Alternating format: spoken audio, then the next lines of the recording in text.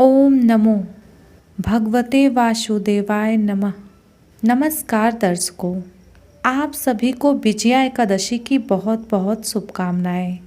आज इस वीडियो के माध्यम से आप सभी दर्शकों को विजया एकादशी की व्रत कथा सुनने को मिलेगी।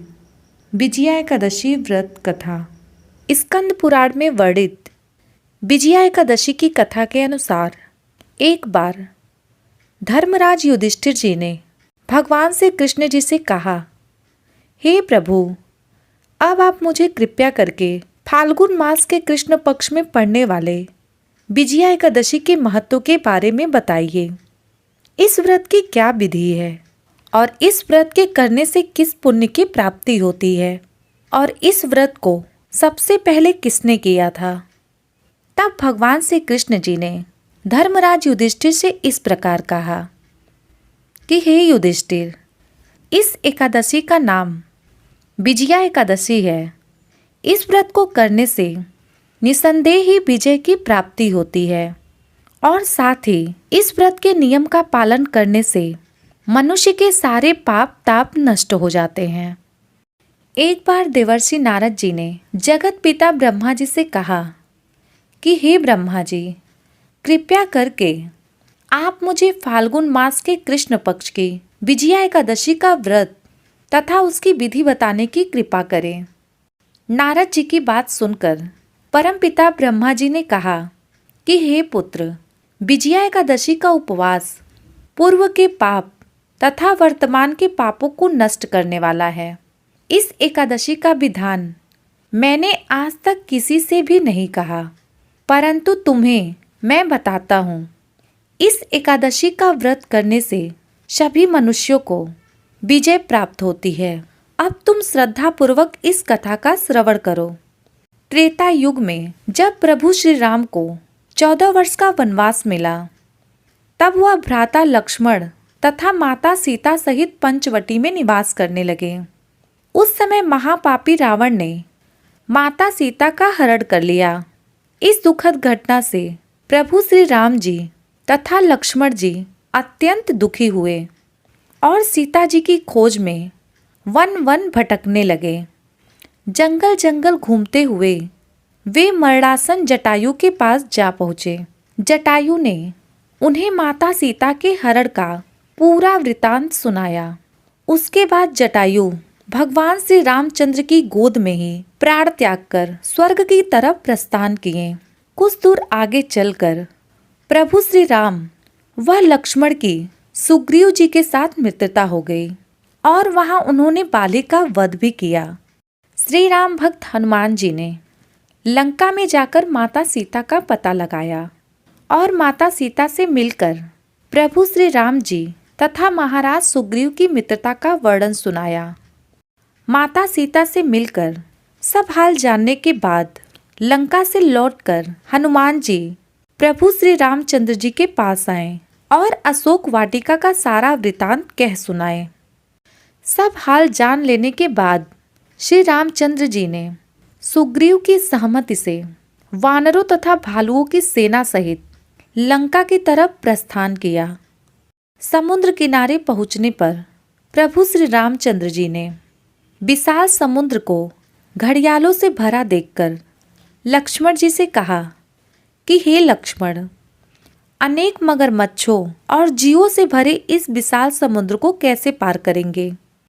अपने भाई प्रभु श्री राम की बात सुनकर लक्ष्मण जी ने कहा, भ्राताश्री, आप पुराण पुरुषोत्तम आदि पुरुष हैं। आपसे कुछ भी विलुप्त नहीं है। यहाँ से आधा योजन दूर कुमारी द्वीप में वक्दालभ्य मुनि का आश्रम है। वे अनेक नाम के ब्रह्माओं के ज्ञाता हैं। वे ही आपकी विजय के उपाय बता सकते हैं। अपने छोटे भाई लक्ष्मण जी के वचनों को सुन प्रभु श्री राम जी वक्दालभ ऋषि के आश्रम में गए और उन्हें प्रणाम कर एक ओर बैठ गए। अपने आश्रम में प्रभु श्री राम को आया देख महर्षि वक्दालभ्य ने पूछा कि हे श्री राम, आपने किस प्रयोजन से मेरी कुटिया को पवित्र किया है? कृपा करके अपना प्रयोजन कहें प्रभु। मुनि के मधुर वचनों को सुन प्रभु श्री राम जी ने कहा, हे ऋषिवर, मैं सेना सहित यहाँ आया हूँ और राक्षस राज रावण को जीतने की इच्छा से लंका जा रहा हूँ। कृपा करके आप समुद्र को पार करने का कोई उपाय बताइए। आपके पास आने का मेरा यही प्रयोजन है। तब महर्षि वाग्दालभ्य ने कहा कि हे राम, मैं आपको एक अति उत्तम व्रत बतलाता हूँ, जिसके करने से आपको विजय श्री अवश्य ही प्राप्त होगी। तब प्रभु श्री राम जी ने कहा, यह कैसा व्रत है मुनिश्रेष्ठ, जिसके करने से समस्त क्षेत्रों में विजय की प्राप्ति होती है? जिज्ञासु होकर प्रभु श्री राम जी ने पूछा। इस पर महर्षि वाग्दालभ्य ने कहा कि हे श्री राम, फाल्गुन मास के कृष्ण पक्ष की विजया एकादशी का उपवास करने से आप अवश्य ही समुद्र को पार कर लेंगे और युद्ध में भी आपकी विजय होगी। हे मर्यादा पुरुषोत्तम प्रभु श्री राम, इस उपवास के लिए दशमी के दिन स्वर्ण, चांदी, तांबे या मिट्टी का एक कलश बनाएं। उस कलश को जल से भरकर तथा उस पर पंचपल्लव रखकर उसे वेदिका पर स्थापित करें। उस कलश के नीचे सतंजा अर्थात 7 प्रकार के अनाज, उसके ऊपर जौ रखें। उस पर भगवान विष्णु की स्वर्ण की प्रतिमा स्थापित करें। अगले दिन एकादशी के दिन स्नानादि से निवृत्त होकर धूप, दीप, नैवेद्य, नारियल आदि से भगवान श्री हरि विष्णु का पूजन करें और सारा दिन भक्ति पूर्वक कलश के सामने व्यतीत करें और रात को भी उसी तरह बैठकर रात्रि जागरण करें। द्वादशी के दिन नदी या तालाब के किनारे स्नान आदि से निवृत्त होकर उस कलश को ब्राह्मण को दे दें।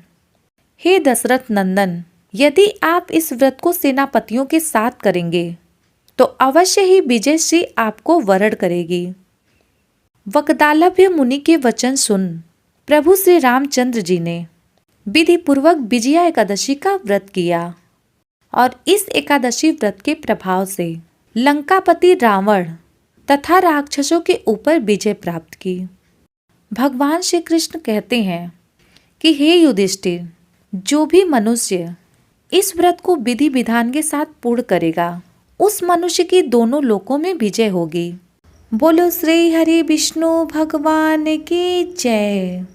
दर्शकों, आज के दिन भगवान विष्णु की विधि विधान से पूजा करने, व्रत रहने एवं विजया एकादशी की व्रत कथा सुनने से भगवान विष्णु की कृपा आप पर बनी रहेगी। आप सभी भक्तों को मनोवांछित फल की प्राप्ति होगी। ऐसे ही व्रत कथा सुनने के लिए आप इस चैनल को सब्सक्राइब करें और साथ ही बेल आइकन को भी प्रेस करिए, ताकि इस चैनल पर आने वाले सभी वीडियो की जानकारी आपको मिल सके।